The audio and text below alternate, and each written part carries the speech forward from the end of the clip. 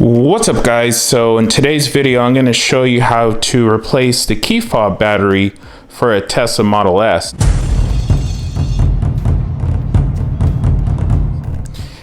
We have a 2018 Model S. It's pretty much the same key fob from the get-go. Similar key fobs are going to be used for the Model X and even the Model 3 and Y as an option. Really quite simple to do. There's not much you need. They use size 2032 batteries.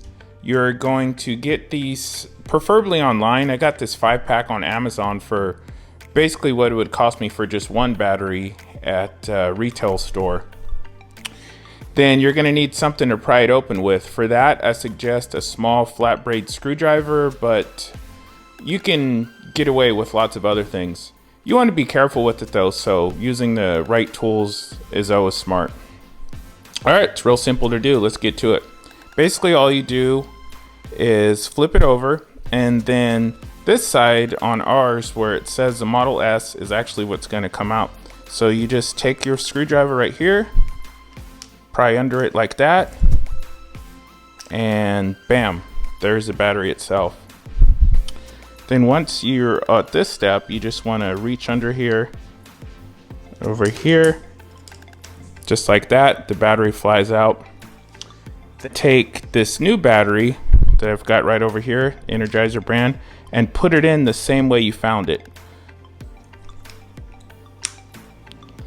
Get that nice firm click into place. You're going to take the battery door back, put it in basically opposite of the way you opened it.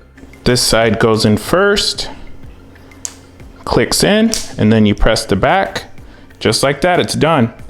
You just replaced the key fob battery on your Tesla Model S. You did it yourself, and it basically cost you a fraction of what it would have, as opposed to taking it to the Tesla dealer or just having some other professional do it.